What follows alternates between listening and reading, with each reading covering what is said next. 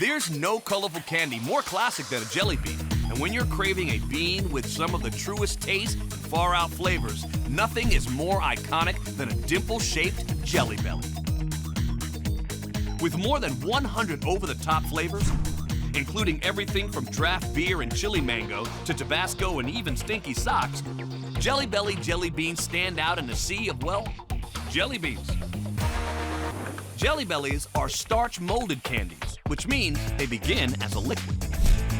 In the case of a Jelly Belly, the liquid is made up of 4 main ingredients: water, sugar, corn syrup, and starch, which are all piped in from giant silos outside the factory.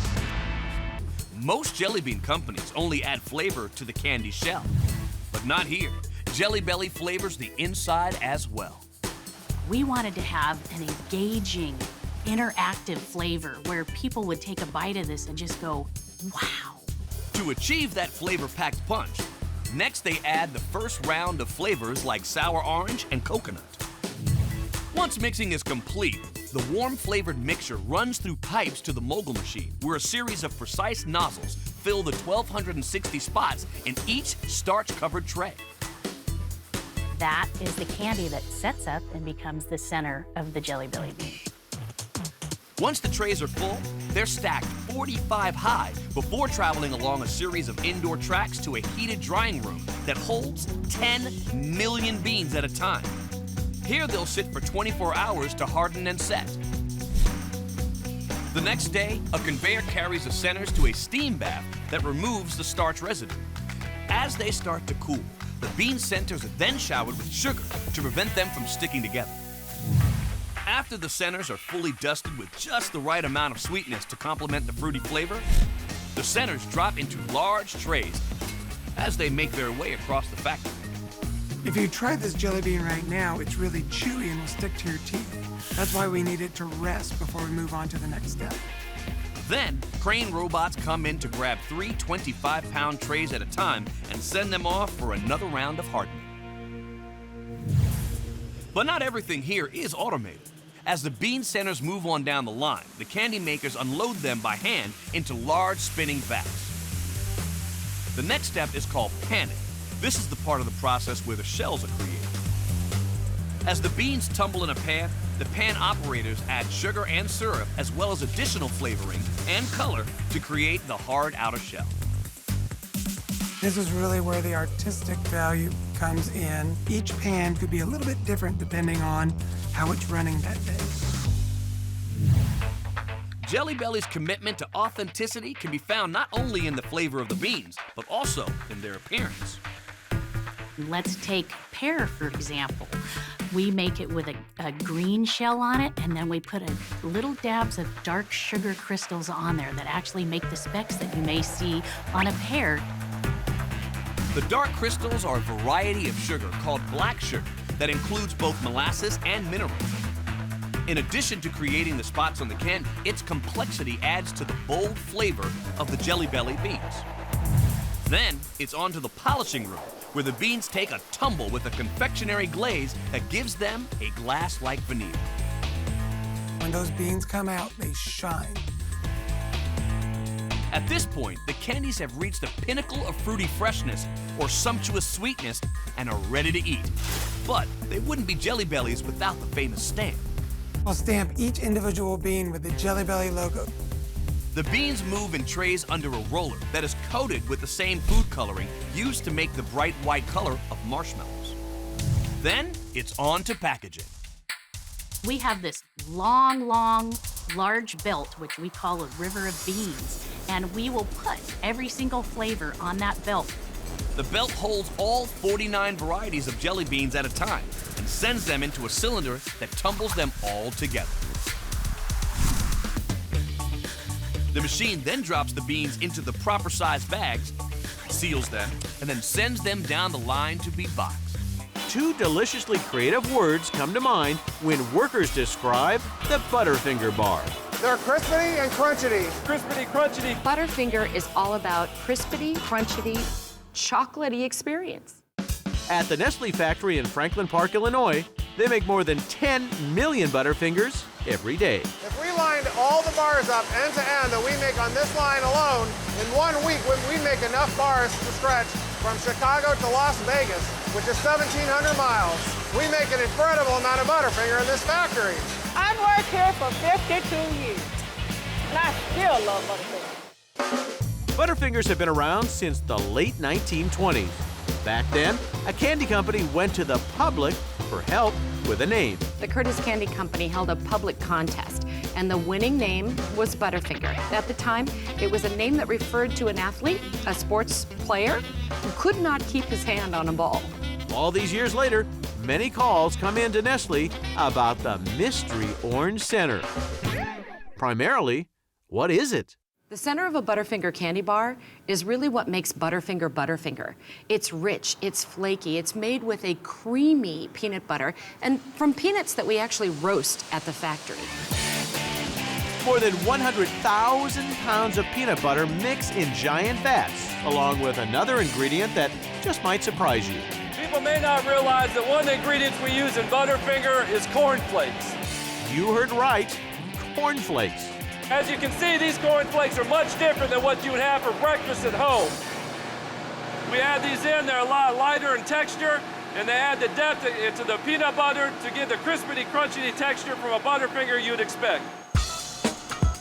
Meanwhile, in another kettle, they work on a mixture of molasses, corn syrup, sugar, and water. Then, the mix gushes through pipes to a cooking chamber below. Check this out. The hot, sugary mix pours onto a cooling wheel, then spreads out. Bringing that temperature back down is what gives us that crystallization process. The better we manage that under certain time and temperature, this is what gives us that unique texture that we need.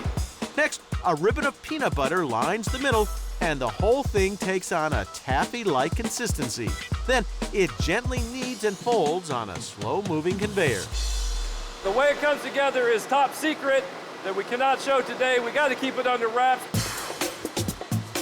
The Butterfinger flattens and forms into long ropes, then cuts down to individual sizes. Next, the bars take a ride through a series of cooling tunnels that are a quarter-mile long.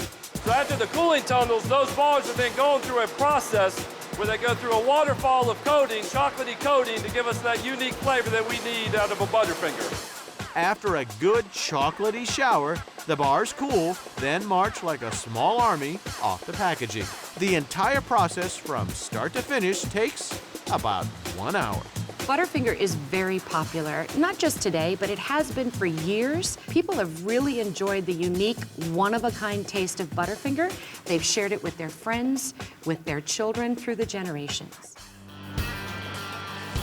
When it comes to crispy chicken, no one cooks it up quite like Kentucky Fried Chicken.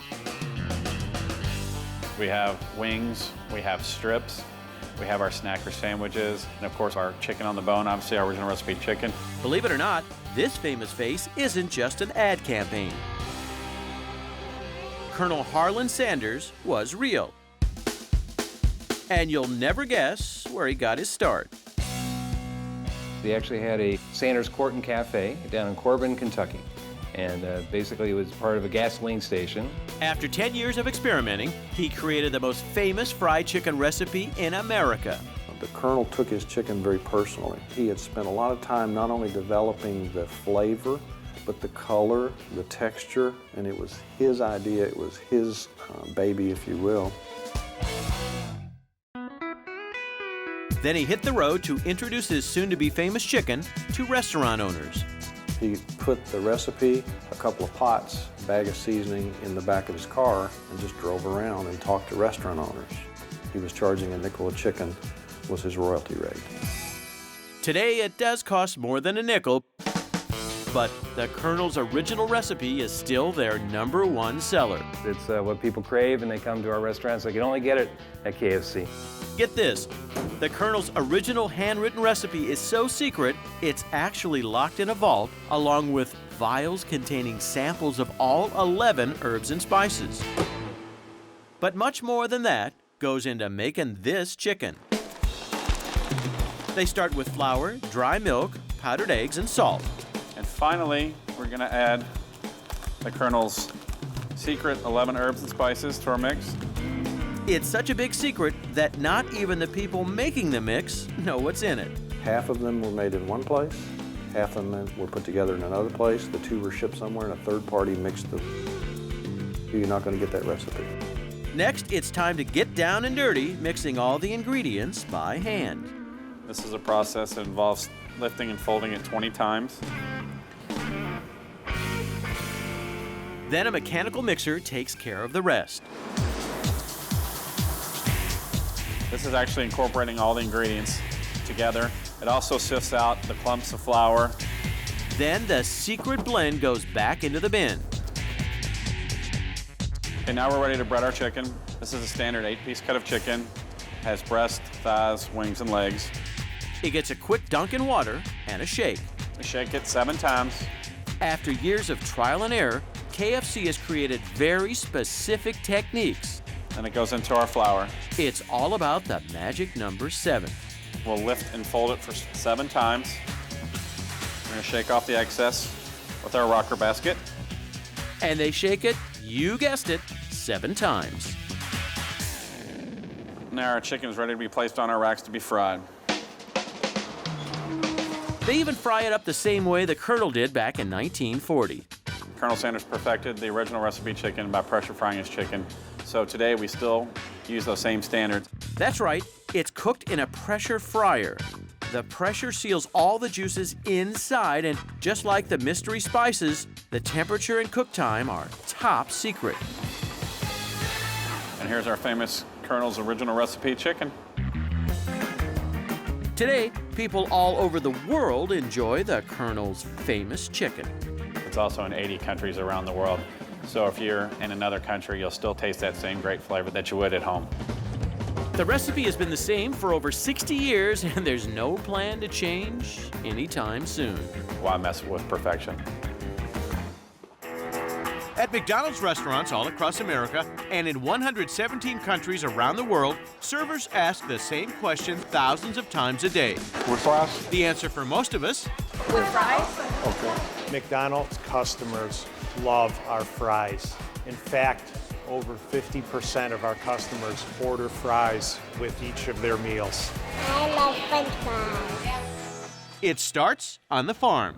McDonald's uses about 3.5 billion pounds of French fries a year. That's global. This factory alone makes about 1 million pounds of fries every day. To make all those fries, these trucks each haul 25 tons of spuds from the field to the factory. Once they're washed, this high-pressure steam machine peels off the skins. That superheats the water underneath the skin of the potato, and so when that high pressure is released, that water then flashes off into steam and it loosens the peel off the outside of that potato. Workers hand-cut any imperfections off the naked potatoes, but it takes some serious firepower to give them that signature fry shape. Basically, these long tubes act like potato cannons with a grid of razor-sharp knives inside. They will shoot forward through a grid of knives at about 75 miles per hour, and that's how we get that classic McDonald's French fry shoestring. The newly minted shoestrings flood out onto conveyor belts, and get this, to make sure every single fry is perfect, McDonald's employs some seriously high technology in this next step. We'll send over 70,000 pounds of raw French fry strips to the optical sorters an hour. Optical scanners look at each and every potato strip, searching for blemishes. The machine automatically snags any fry with a fault. There's 132 little air jets at the end of that belt, and the camera's going to tell which air jet to put a little puff of air on that French fry, knock it out of its flight pattern, where then later it can get the defect cut out of that French fry strip. But perfectly shoestring potatoes are only part of the secret to the world's most famous fries. The cooking process does the rest. We call it the art of processing. That's where it starts. These 100-foot-long blanchers soak the potato strips in steaming hot water for about 15 minutes to give these fries the texture you expect. When you go to McDonald's and open up a French fry and look inside of it, should have a nice, fluffy, baked potato type internal texture, and that's what the blancher does for us. To get the addictively crispy exterior takes a two-step process. This machine dries the blanched potatoes before they dive into the fryers. In these vats of vegetable oil, bubbling at almost 400 degrees Fahrenheit, the fries earn their name. By both doing a quick fry here at the plant and the fry at the McDonald's restaurant, the combination of those two allows us to get that nice, crisp exterior shell on that French fry that you expect every time you bite into one of those McDonald's French fries. It's now out of the frying pan and into the freeze tunnel. The short trip through drops the temperature to 10 degrees Fahrenheit. It prepares them for packaging that allows them to be shipped all over the world. This plant alone supplies fries to McDonald's restaurants in more than 20 countries, where they fry them up one more time. If you lined up all the McDonald's French fries produced worldwide on an annual basis from end to end, they would actually travel from the Earth to the Moon and back almost 600 times. In 1930, Candyman Frank C. Mars created an unforgettable sweet and salty combination, the Snickers bar. Mars at the time already had a Three Musketeers bar, which was based on a milkshake. What better to put on a milkshake than peanuts and caramel and that rich milk chocolate? As for the history behind the name, it was named after the horse that was owned by the Mars family. In the early days, Snickers sold for just a nickel. 7 decades later, the price has gone up, but so have sales. Mars tops $2 billion every year by selling Snickers on 6 continents. One thing that hasn't changed is the recipe. At the 600,000 square foot master food plant in Waco, Texas, Mars is working hard to keep up with the Snickers demand. Every day we produce enough bars to reach from Waco to Houston and back.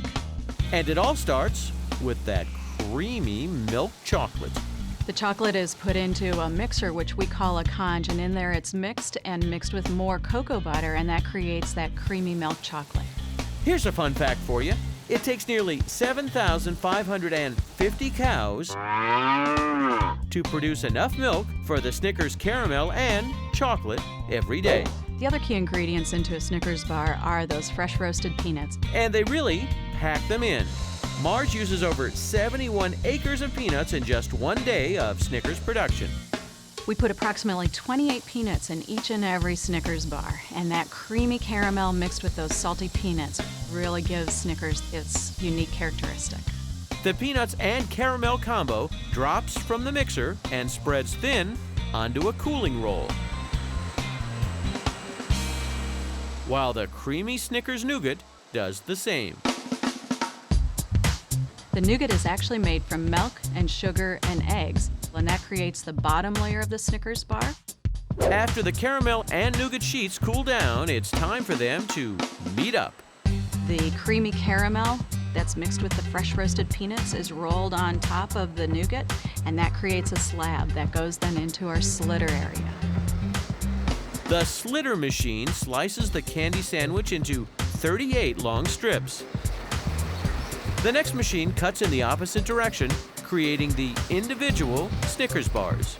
That uncoated bar then goes through a bottomer enrober where it puts on a bottom layer of that creamy chocolate, and then into a full enrober which coats the entire bar with chocolate. The final touch on this popular candy bar is its secret signature swirl. A quick cool down, and the Snickers are ready to be packaged. Even though Snickers bars fly off the shelves, Mars continues to come up with new takes on the old favorite. Besides the different sizes of Snickers, such as king size, regular singles, fun size, and minis, we also have Snickers Almond, and this year we're introducing Snickers Dark. Would you believe Dairy Queen workers actually have to go to school to learn how to put that famous twist on top of their frozen treats? Goodness gracious. All right, maybe next time. Welcome to DQU. They would probably make several hundred cones before they finally get it correct. One might think it's easy to make the perfect Dairy Queen cone, but it does take a fair amount of training. Missing the curl? First, you fill the crevice of the cone, followed by making 2 balls. You're dropping as you do this, and then a flick of the wrist, and you have the perfect curl. Everybody loves the treat with the curl on top. The DQ Curl is served in 18 countries. Around the world, vanilla is the #1 flavor and chocolate is the most popular dipping sauce. But the recipe hasn't changed much since 1938, when a father and his son developed the ice cream. The McCulloughs own an ice cream factory in Green River, Illinois. One of the things that they found was that ice cream tasted best when it was right out of the freezer, before it was frozen, so they devised a machine, if you will, to dispense fresh ice cream. This is what we call the soft serve ice cream machine. And the man behind the marketing campaign was Sherb Noble. He had about 7 or 10 Dairy Queen stores. He came up with the idea of all-you-can-eat ice cream for 10 cents. And he started this promotion, and literally hundreds and hundreds of people would descend upon his store. For 70 years, Dairy Queen has been king of the ice cream chain restaurants thanks to their soft serve ice cream. Yummy. The soft serve is made up of sugar, vanilla flavoring, stabilizer, which gives the ice cream its texture, and lots of milk. Each year, the milk from more than 80,000 cows is needed to give us the milk solids for our soft serve. Son, whenever we want a treat, we say moo. In fact, everybody does. That's because the greatest genuine milk treat is Dairy Queen Moo. But not all of their flavor experiments sound yummy to everyone. We actually played around with something recently that was a little bit of what we call it hot chocolate, but hot meaning that it had hot peppers in it. So you got the chocolate and you got a little heat at the same time. Hot toppings aside, what is the perfect temperature to serve ice cream? According to these ice cream experts, it's 23 degrees Fahrenheit. That also happens to be the perfect temperature to create that famous twist on top. I like it. I think I can give this one away. It's one of the food world's most well-known slogans. Melts in your mouth, not in your hand. And it goes along with one of the world's most craved candies. M&Ms are definitely a part of American culture, and currently they're in everything from the Academy Awards to New Year's Eve celebrations to NASCAR. Pretty much every big special event you can think of, you'll find M&Ms. So aside from the snappy slogan, how did these tiny treats become such a big hit? Well, the story actually starts when candy maker Forrest Mars visited wartime Spain in the late 1930s. He saw soldiers eating chocolate pellets covered with sugar, and it didn't melt. And he was inspired by that idea. By 1941, Mars was churning out his own version of candy-coated chocolate stateside. And he did initially have a partner, which is where the name comes from. The M stands for Forrest Mars Sr. and Bernie Murray, his partner. Today, M&M Mars is making around 1 billion M&Ms every day. To put it in further perspective, if we put all the M&Ms end to end that we make in the course of the year, it would encircle the earth 48 times. And at their facility in Hackettstown, New Jersey, the 12-hour M&M making process starts with the chocolate. A mix made from milk, sugar, and cocoa first rolls through refiners, turning the semi-liquid paste into powder. Then, powder conveys its way down to the conch room, where giant containers filled with metal beads grind up the powder with cocoa butter and chocolate liqueur. The end result? A smooth, semi-solid chocolate ready for depositing into tiny bean-shaped sheets.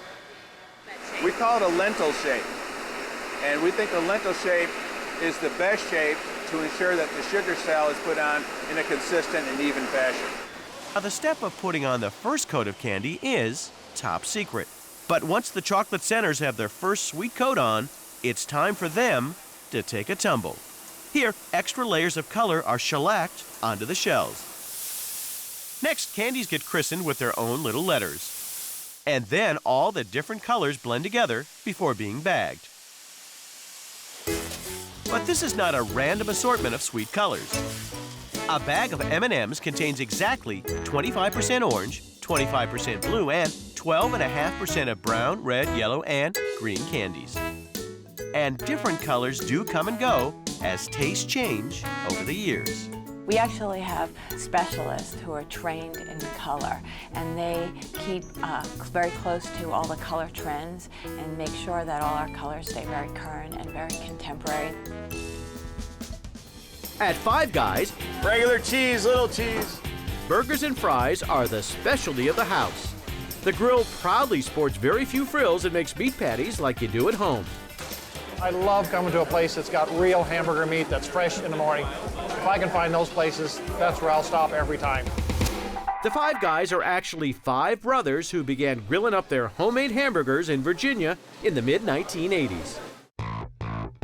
Okay, we'll start with the oldest. My oldest brother, Jim, and that'd be me, Matt, and then we have Chad, and then we have Ben and Tyler. All brothers. Their love for mouth-watering meat and potatoes now stretches across America.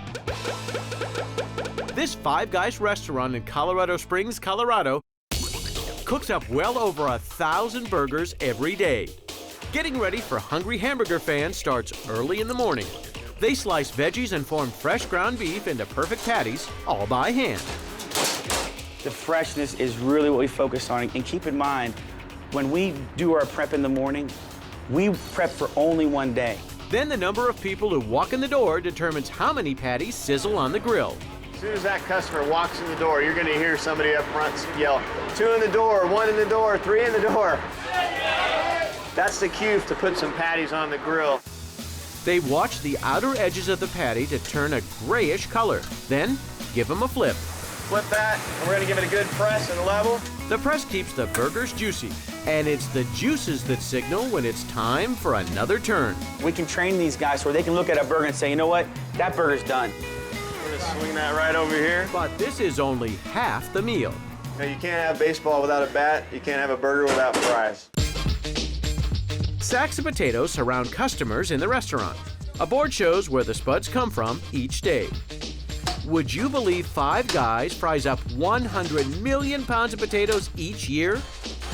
The fries start with a slice, then soak in water.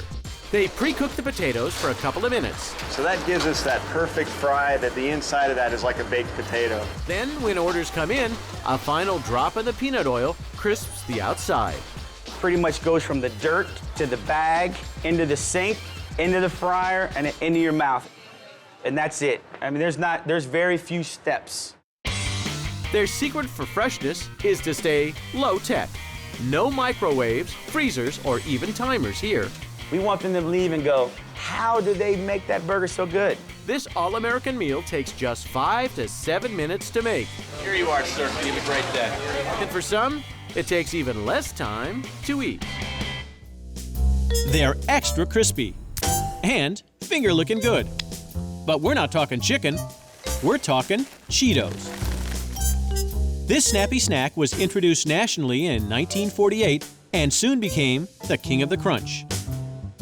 Now we make about 4 million bags of Cheetos a day. That comes out to over 1 billion bags of Cheetos a year. Even though so many of us eat them, how many of us really know what a Cheeto is?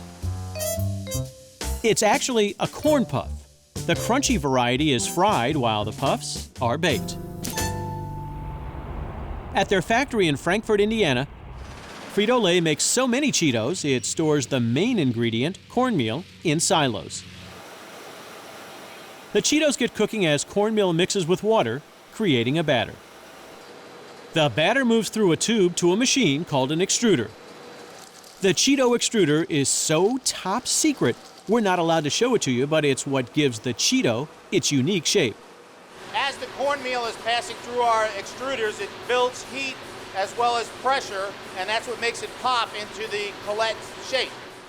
A collet is the technical term for an uncooked Cheeto. At this point, the collet is a pale yellow color like the corn it's made from and has the consistency of a rice cake. The collets ride a conveyor to the fryer where they are cooked to more than 300 degrees. When we first make the Cheeto coming out of our extruders, it does not have that crunchy texture that people have come to love. It doesn't take on that crunchy texture until after it passes through our frying operation. But wait, what about the cheese? Well, to make Cheetos, we use about 12 million pounds of aged cheddar cheese a year. And that cheese is mixed with oil and some other seasonings and then applied to the Cheetos. The cheese is what gives Cheetos their distinctive bright orange color. It's also a shade that tends to stick to fingers, something Cheeto lovers really don't seem to mind. People actually like to lick that cheese powder off their fingers. A sea of super cheesy Cheetos then moves towards bagging. Along the way, trapdoors open up on the conveyor, dropping the Cheetos into weight check machines that measure the perfect amount for each bag. The bags themselves are wound on a spool and thread through a filling machine. Each bag is sealed at the bottom, filled from the top, and then sealed shut. An astonishing 40,000 pounds of Cheetos are made every hour. That's enough to keep Chester cheese crunching. I'm just a cool dude in a loose mood. And here's a fun fact for you. Chester is actually related to another cool cat. What people might not know is that Chester was brought to life by the same artist who came up with the Pink Panther. It's not easy being cheesy. Gummy Glow-Worms are one of Ferrero Pan Candy's top-selling treats. They make the gummies with lots of gelatin, blended in this machine with corn syrup, sugar, and water. Surprisingly, every step is mechanized. The machine does all the measuring. The program will run and it will say how many pounds of each ingredient. When you hit that amount in the tank, then the valve will close and the next ingredient will come in. Fully automated. Here they heat the mixture to 240 degrees Fahrenheit. Then it's put into a vacuum that cools it and removes much of the moisture. The next step would be to add any of the color, the flavor, the juice before we deposit it. And that's done in this huge machine they call a CFA, or Color Flavor Additive Deck. Now, this is a very critical piece of equipment because it's measuring out precisely how much color, how much flavor, and it's doing it batch after batch after batch so that every time you buy a gummy worm, you're getting the same flavor and the same color in that gummy worm. Now the colored flavored mixture is ready to turn into gummy worms. But most people are shocked to find out how gummies take their shape. The gummy mixture never touches a mold. Instead, it goes into this white stuff, which has been pressed with a mold into a gummy shape. It's a cornstarch with a small percent of mineral oil, and if I wanted to make a gummy hand, I'd flatten it out, press in, and then just fill that up with slurry. Cool. The cornstarch is actually a better mold than a metal pan. Plus, it's easier to get the gummies out once they're dry.